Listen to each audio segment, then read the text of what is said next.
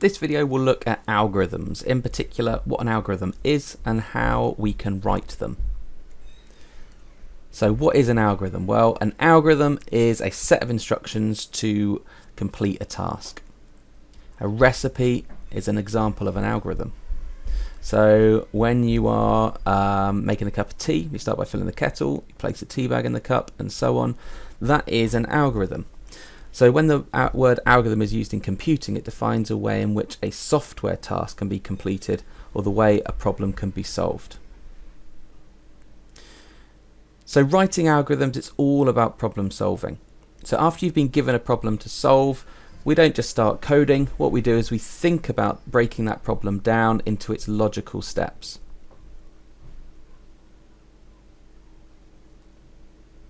After which we can then write down the steps required to solve that task, and that in itself becomes the algorithm. Now, what's really important to recognize is that an algorithm is independent of any language. It shouldn't have any syntax in it really that relates to any particular language. You should be able to give an algorithm to a programmer, and it doesn't matter what language the programmer uses, they should be able to look at your algorithm, look at the logic behind it, and code a solution accordingly. So you start with your problem, you write your algorithm, and then a programmer can take that algorithm and begin to code it in their chosen language. So how do we write algorithms? Well, we could, if we wanted to, write it in a specific language, and I've already said that algorithms should be independent of any language, and I'll explain why now. But we could write it in a specific language, but the problem with that is it will be too time consuming, it will be pointless. We might as well just start coding in our language, and it can't be taken by a programmer using a different language. It's also too complex. Okay, you need to have knowledge of the syntax, so the way in which you write in a particular language, to be able to understand it. So that's why we don't really write algorithms using a specific programming language. Now, I suppose another thing we could do is we could write our algorithm in everyday English, in prose if you like, paragraph by paragraph. But the problem with that is it's too time consuming, we're not really hitting the point, it's open to interpretation, and therefore it may result in different outcomes. So we need to make sure that when we're writing our algorithms, they are succinct, they're accurate, they're easy to understand. And the two ways that we write algorithms as a result of this is either by flowcharts or using something called pseudocode. So we'll have a look at each of those now. So here's an example of an algorithm written as a flowchart, and here's an example of the same algorithm being written in pseudocode. You can see that with a flowchart we've got different shapes. It's visual to show the flow of the program, and in pseudocode it resembles what you might think a programming language to look like, but it is a generic sort of programming language if you like. But you can see that in both instances we've got areas where we are putting we're creating variables, and we're putting values into those variables. Then we've got process where we're adding two variables together to produce an answer, and then displaying that answer or printing that answer to the screen. So they both do the same thing, they're just written in slightly different ways. So with a flowchart, this is a visual representation of the logic of a program. We have certain symbols to describe the different processes. We have arrows to show the order of instructions and the flow of the program. And it's easier to follow and identify issues usually than pseudocode. So here's an example of a program, or an algorithm, sorry, written in flowchart. It's a central heating program, and it's trying to keep the temperature between two values, between 19 and 21. So as you can see, we've got our program starting, and there's a condition being checked. If the temperature is less than 19, we're going to turn the heating on, and then we're going to go around again and check if it is still less than 19. If it is, it's going to continue to keep the heating on. That's going to continue to loop until the temperature is greater than 19. So if it is greater than 19, it's then going to check to see if the temperature is greater than 21. If it is, it's going to turn the heating on. Otherwise, it's going to keep the heating on again, and it's just going to loop around. So it's just a way of actually checking the temperature and having the heating either coming on or off according to the condition. So what do we use to create a flowchart? Well, we start off with our start symbol, which is a rectangle with curved ends. It's known as a terminal symbol. It starts, and it's the same symbol for stopping our algorithm as well. Now, any process that is carried out, so any sort of instruction that's carried out on data, we write processes in a rectangle, a standard rectangle. So let's say, for example, we're adding 1 to x, or we're appending x to a list, then any process takes place is written in a rectangle. Now, at times we're going to ask our program to input values and output values to the screen, and when we want to do that, we will use a parallelogram for that.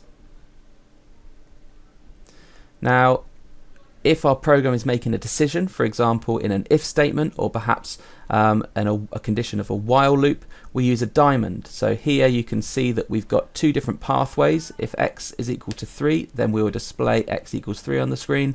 Otherwise, we'll display x doesn't equal 3 to the screen. So decisions are written in diamonds. So there's 4 things you need to be able to do with flowcharts in your exam. You need to be able to understand them, correct them if they have errors, complete them if they're incomplete, and produce them after being given a problem to solve. And that last one really can only be done through lots of practice. So tips on reading flowcharts. Well, really the major advice is to start from the top and follow the arrows. Remember what the symbols mean, read each symbol description, logically work out what the algorithm is doing. You also might need to correct flowcharts if they are wrong in some way or they have incorrect logic. So just read the flowchart, look out for any decisions that perhaps don't make sense, or perhaps have a look to see if there's a loop which you can't get into or perhaps you can't get out of. Again, you may have to complete flowcharts. So start from the top, follow the arrows, remember what the symbols mean, read each symbol description, logically work out what the algorithm is doing. Then use your knowledge of the algorithm so far and use your knowledge of the flowchart symbols and complete the flowchart. Now, pseudocode is the other method of writing algorithms. Now, algorithms, they can be written in everyday English as well as flowcharts, and pseudocode has keywords such as if, else, and for, and it therefore mimics programming languages. It therefore makes it easier to go from your algorithm into programming code. So there aren't really any strict standards for pseudocode. You just need to make sure that you get a few keywords in the right places, and we'll have a little look at those over the next few slides. So if we look at that central heating system algorithm again in pseudocode, it might be written like this. So we start, and if the temperature is less than 19, then we put the heating on. Else, if the temperature is greater than 21, then we might turn the heating off. So to start and finish our pseudocode, we usually start with the word start and end with the word end. And these keywords, again, we usually write them in capital letters just to make them very clear for anyone that's reading the algorithm. So the algorithm goes between the start and the end. If we are writing a process to show the logic that's being carried out on some data, then we might write words like calculate or increment, but any process that or keyword that makes sense for the process is absolutely fine. So here's some examples that we might choose to use in certain situations.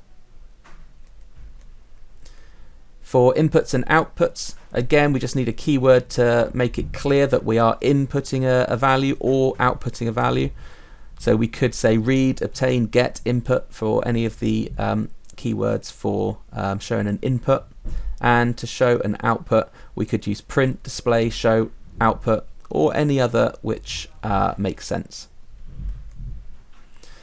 Now, variable assignment, putting a value into a variable, that can be done using a keyword set or init for initialize, or we might use an arrow.